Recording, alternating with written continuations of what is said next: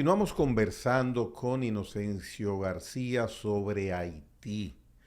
Con la experiencia que usted tiene, ha sido testigo presencial, ha vivido momentos interesantes, importantes, delicados de la relación haitiana con el pueblo dominicano, de gobierno a gobierno, por su trabajo que ha tenido en el pasado en instituciones directamente relacionadas con relaciones internacionales, en este caso con el tema haitiano.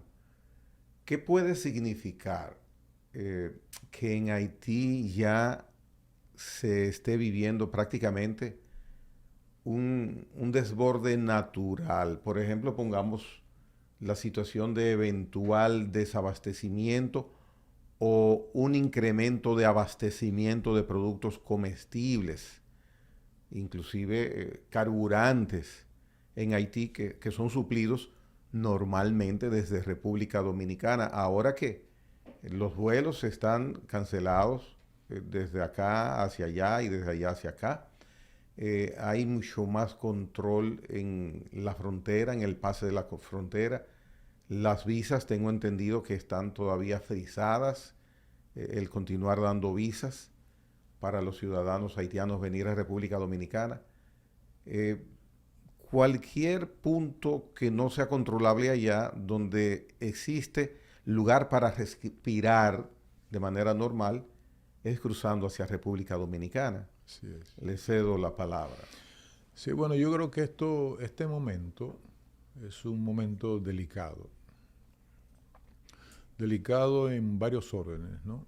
El primero que yo destacaría, don Gregory, es el diplomático, el que tiene que ver con el manejo de la diplomacia respecto a ese tema, que bueno, no es una agenda bilateral, es una agenda multilateral, es una agenda regional y es una agenda de las grandes potencias, ¿no? Consecuencia, nosotros podemos tener, el gobierno dominicano, el Estado dominicano a través del gobierno puede tener focos de presión desde esos tres niveles, ¿no? Desde el multilateral, léase Naciones Unidas, puede tener solicitud del orden regional, CARICOM, Unión Europea, ¿no? Puede tener entonces también presiones, solicitudes, que son presiones pero que se ven como solicitudes de las grandes potencias. Y solicitudes y presiones hacia nosotros de esos sectores internacionales, ¿en qué sentido? Bueno, en el sentido, por ejemplo, imaginémonos que nosotros hubiésemos aceptado la presencia del señor Ariel Henry aquí en territorio dominicano. Bueno, pues ya estamos trasladando la crisis para acá, de manera directa. Porque o sea, resulta, el foco sería el foco, entonces el foco se hablaría con nosotros. Claro, entonces nosotros extendemos ese foco que está allá, lo trasladaríamos a la República Dominicana en el caso de que no solo el del primer ministro Ariel Henry, sino de cualquiera de sus gobiernos o de esos líderes destacados, ¿no? ¿Verdad? Que ya sean de ex primeros ministros, cancilleres, etc. La República Dominicana, lamentablemente, por lo menos eso es lo que indica la coyuntura delicada que estamos viviendo, es de no aceptar, sino que hay que buscar otros lugares. Por ejemplo, el primer ministro Ariel Henry está muy bien protegido en Puerto Rico. Está cercano, pero está en territorio de los Estados Unidos, ¿no? En Puerto Rico. No en la República Dominicana, porque ¿por qué no se debe aceptar eso, una solicitud de esa naturaleza? Bueno, porque resulta que las pandillas quieren derrocarlo, están pidiendo su cabeza. O sea, ya el primer ministro con esta crisis, este punto de inflexión de que hablamos al principio, ya es reo de atentados y de cualquier asesinato. Entonces puede ir protegido por fuerzas poderosas, como puede ser el Comando Sur de los Estados Unidos. Se dice, hay una versión de que puede ir protegido también por las fuerzas de esa misión multinacional. Yo no lo creo viable, ¿no? Porque eso sería agravar más la situación, que él ingrese con las tropas, porque se va a ver como una verdadera invasión. Eso va a crispar más las tensiones que ahora mismo hay en Haití. Es decir, que estamos, don Gregorio, ante una coyuntura inédita en materia de la crisis haitiana y además relacionada con la inestabilidad que tenemos en el entorno internacional, ¿no? De las grandes potencias, la debilidad que tiene Naciones Unidas en su capacidad de mediación de conflictos, que está muy disminuida en Naciones Unidas. En consecuencia, un gobierno, como en este caso el gobierno que preside el presidente Luis Abinader, debe ser prudente inclusive hasta en el lenguaje. El presidente Luis Abinader se ha caracterizado porque es candidato, yo se lo atribuyo a eso, a expresiones estentorias de alto que suenen bien al oído del pueblo dominicano, pero resulta que pueden estar mal percibidas. Porque ¿por qué decir el jefe del Estado, si vienen aquí y saben que la van a pasar mal? No, el jefe del Estado no se pronuncia de esa manera. Ni siquiera el ministro de Defensa nuestro se debe pronunciar de esa manera. ¿Por qué? Bueno, porque no es el lenguaje diplomático. Porque cuando él dijo eso, mucha gente dijo, wow, así es que se habla. No.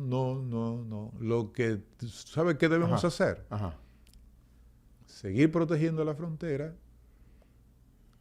dedicar de los 8.000 millones y más de publicidad que se van en publicidad, y esto lo estoy diciendo de manera muy seria, dedicarlo al avituallamiento de las tropas que están en frontera.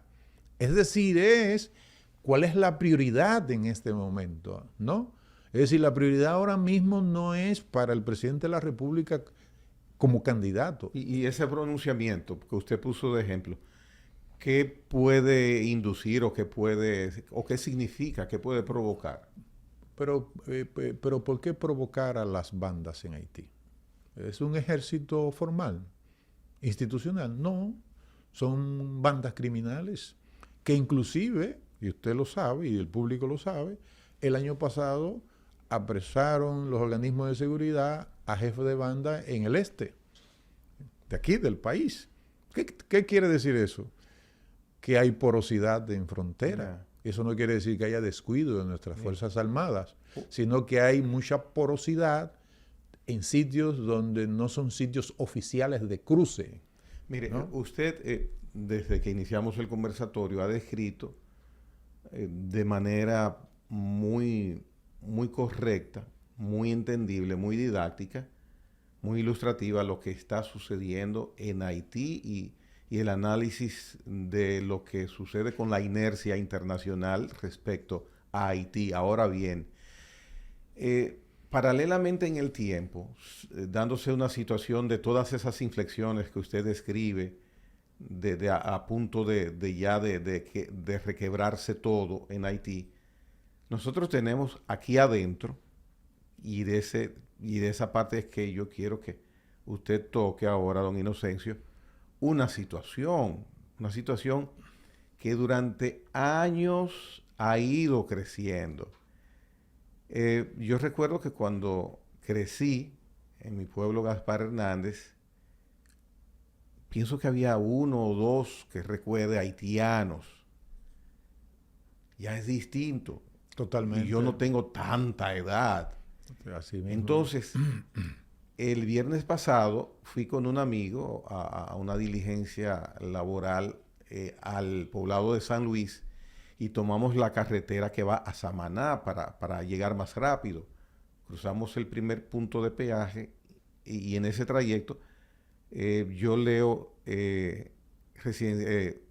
Residencial Juan Bosch, Ciudad Juan Bosch. Digo, oh mira, yo no había venido por aquí, verdaderamente, qué grande es esto.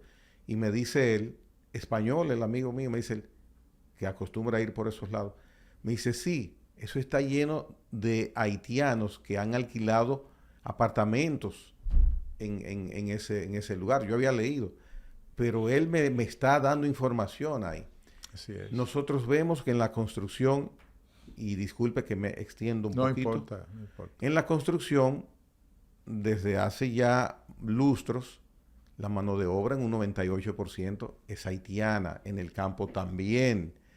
Vemos que los conserjes de muchos edificios, muchos, aquí en el Distrito Nacional y en el Gran Santo Domingo, son haitianos. Se puede decir que todos. Bueno, entonces estamos hablando de ciudadanos haitianos. Sin embargo, hay un común denominador, prácticamente todos ilegales. En Verón hay un lugar que es prácticamente... No, y en Friusia, el barrio Friusia.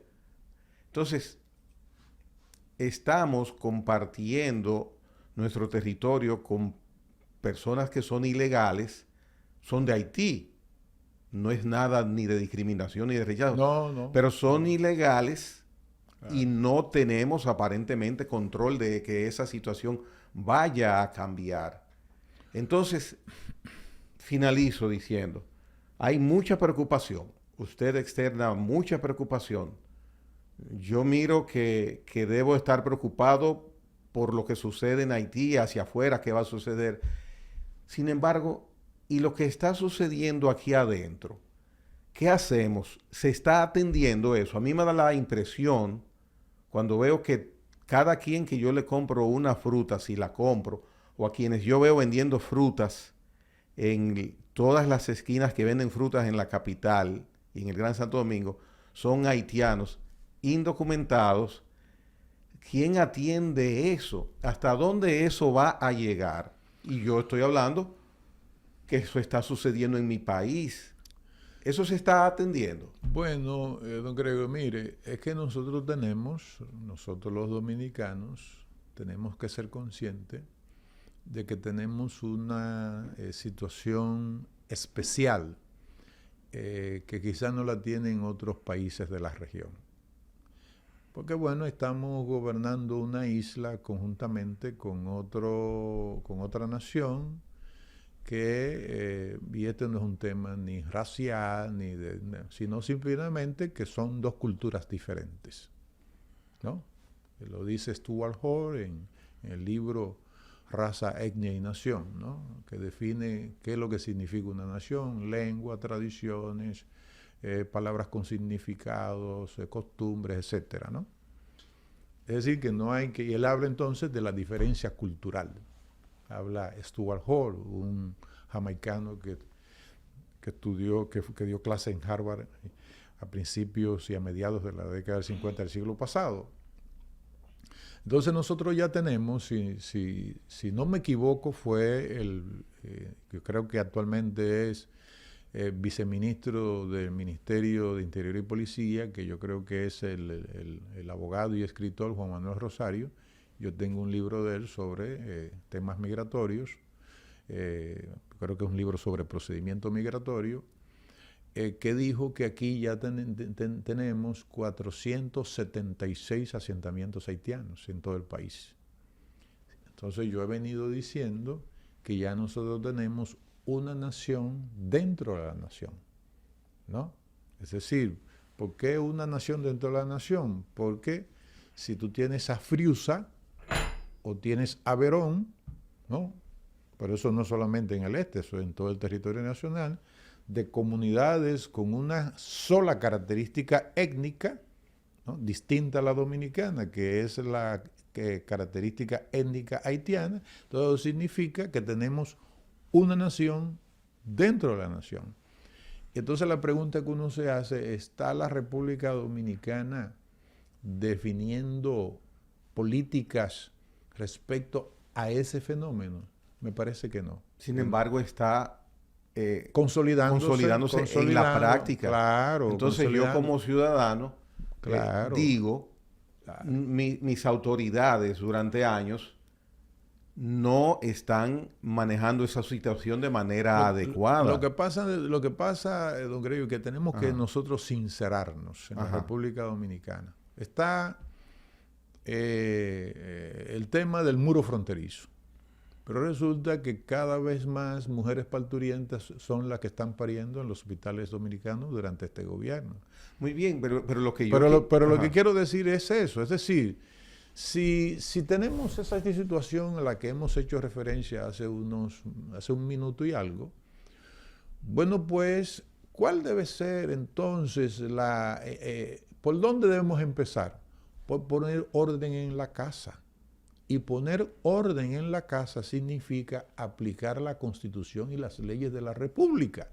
Porque si eso no ocurre, pudiésemos estar yendo a los organismos internacionales a decir que nosotros no somos la solución, como lo ha dicho el gobierno, pero sin embargo estamos permitiendo que todavía siga cada vez más de manera incremental. Precisamente esa es mi preocupación y mi molestia. Claro. Porque si me piden autorización, yo digo, no, yo no quiero eso. Que se regule la debida permanencia legal, como tantos dominicanos que hay en Puerto Rico, en Colombia, en España, en Estados Unidos, pero regulado de manera concreta. Pero lo que miro, y perdóneme, yo nunca emito juicios de valor, pero lo que miro es que no tenemos control ni intención para controlar. Eso es lo que miro como ciudadano.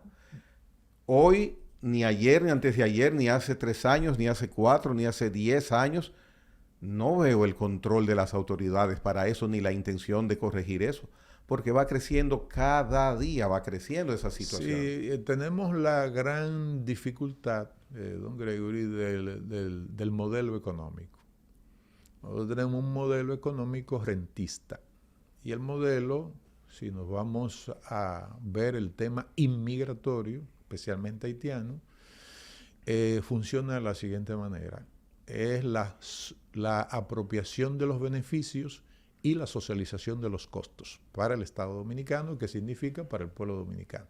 Es decir, yo me apropio de eso que antes ya no lo es, mano de obra barata, ¿no? Pero como quiera sigue siendo mano de obra barata en el caso de que fuesen los dominicanos los que estuviéramos trabajando en el sector agrícola, en el sector de construcción. Usted va a Perú y usted no va a ver en Perú a nadie que no sea peruano en el sector de construcción, ¿no? Son peruanos, ¿no?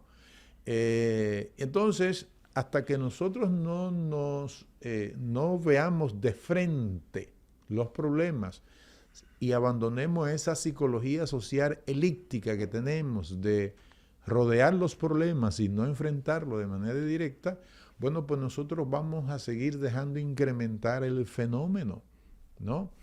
Y si nosotros fuésemos, por ejemplo, un cuasi continente como lo es Canadá y como lo es Estados Unidos, como son los Estados Unidos, bueno, pues no habría problema, porque alojamos o la Guyana, ¿no? Que son apenas unos cuantos millones y sin embargo tiene un territorio amplísimo.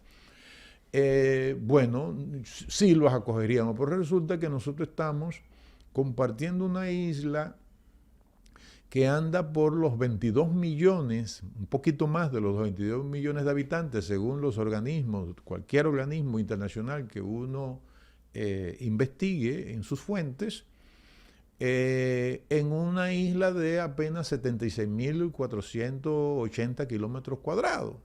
Y resulta que, no sé si fue en su programa, para que tengamos una idea de expulsión inmigratoria, Puerto Príncipe, que tiene alrededor de entre un 15 y un 20% de la superficie total del territorio haitiano, que es de 27.750 kilómetros cuadrados, bueno, pues tiene un 37% de esa población en ese pequeñito territorio. Y para que tengamos una idea de la capacidad de expulsión de Puerto Príncipe hacia la República Dominicana, ¿no? Solamente para que veamos la cifra, la Franja de Gaza, la presión la presión de habitantes por kilómetro cuadrado es de 6.300. Y resulta que en la comuna de Del Mas, que forma parte de la zona metropolitana de Puerto Príncipe, en Del Mas hay, en esa comuna, 11.800 habitantes por kilómetro cuadrado. Lugares atomizados. Entonces, ¿qué significa eso? Que nosotros, quiero hacer en estos últimos minutos, referirme a eso, cuando hablamos de prudencia, no es la declaración estentoria, altisonante, no, es manos a la obra. ¿Cómo yo creo? Me puede estar equivocado, pero quizá lo pueden decir los especialistas en defensa y seguridad nacional, aunque yo hice la maestría en la Fuerza Armada precisamente para poder entender el fenómeno. Yo creo que estamos en ese punto, sin alarmarse, pero estamos en un punto, no debemos descuidar en un punto, el momento es de seguridad, de defensa y seguridad nacional. Eso no quiere decir que tenemos unas tropas que vienen a invadirnos, pero tenemos que estar alerta. Entonces, si caracterizamos el momento de esa manera, ¿cuáles deben ser las medidas? Las palabras altisonantes no, que los distintos órganos de inteligencia del Estado estén en coordinación. Veo sí, por parte de las autoridades militares, movimientos y supervisiones del mismo ministro que ha estado en diferentes ocasiones. Sí, pero me refiero, don Gregory, a todos los organismos de inteligencia del Estado que trabajen de manera mancomunada, que haya coordinación de inteligencia. No es porque todo haitiano que esté en nuestro territorio no lo es, ¿no? Son gente buena, ¿no? Pero también sabemos que hay delincuentes.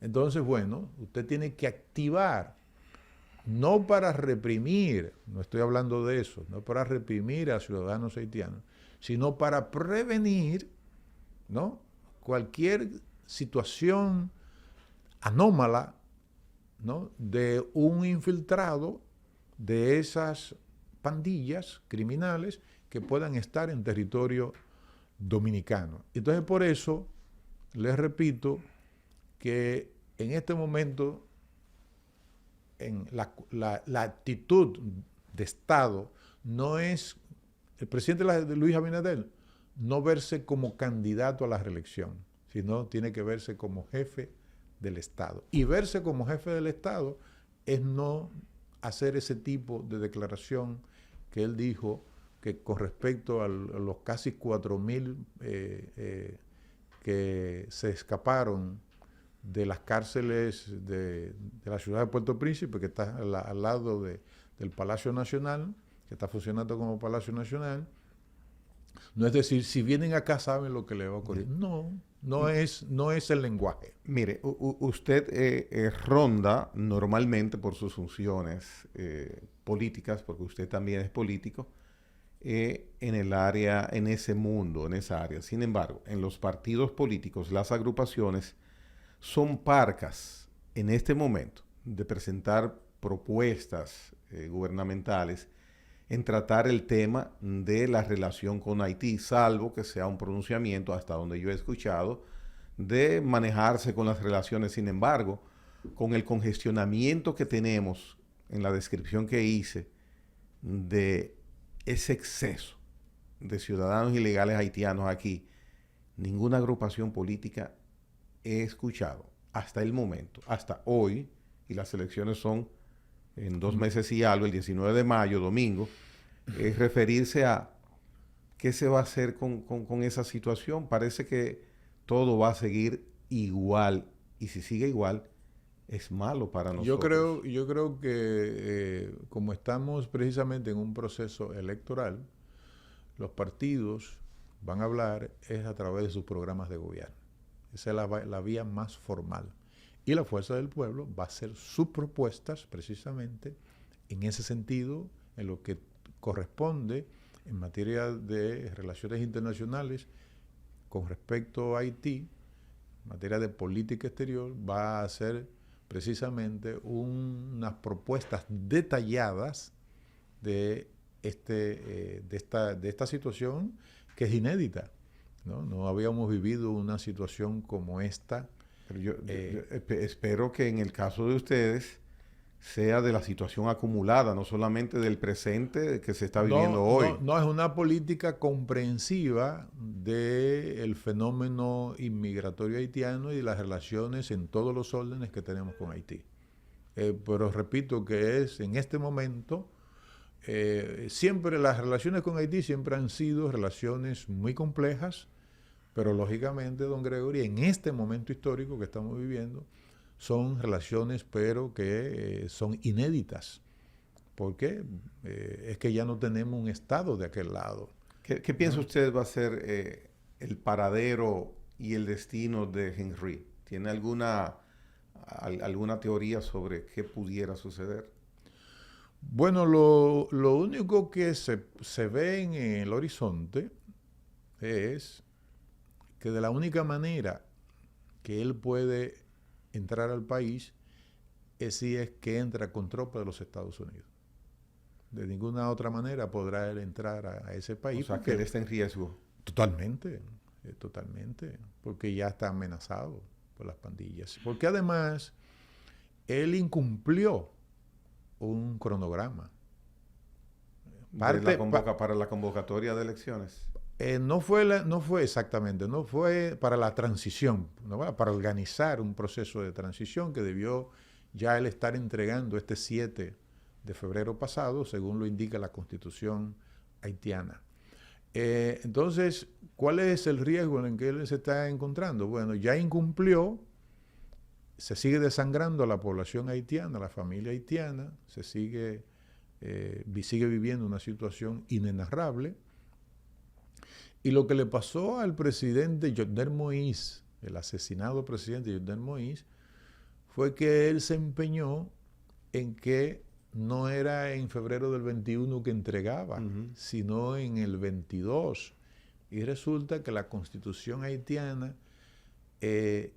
vincula el tiempo electoral con el tiempo constitucional. Es que el cálculo que él hizo lo hacía basado en su toma de posesión. En su toma de posesión, pero resulta que en la Constitución haitiana el tiempo electoral está conectado con el tiempo constitucional. Y el tiempo constitucional es que cumplido ese tiempo electoral, a partir de la primera elección, ¿no? Aunque haya sido fallida, usted tenía que entregar. Y entonces, quizás si hubiese entregado, estuviera vivo. Vino el desenlace. Así que eso es lo que le pudiese pasar, ojalá no, al primer ministro Ariel Henry, que ya está en una situación de altísimos riesgos si pisa ese país. Don Inocencio García, gracias. Siempre habrá momentos para retomar este tema que directamente nos atañe a nosotros en República Dominicana. Nos afecta de manera directa y de manera muy delicada y peligrosa. Muy cierto, muy cierto. Inocencio García, sociólogo, tema de Haití, se ha conversado hoy en La Hora con Gregory. Gracias por la atención dispensada. Hasta la próxima.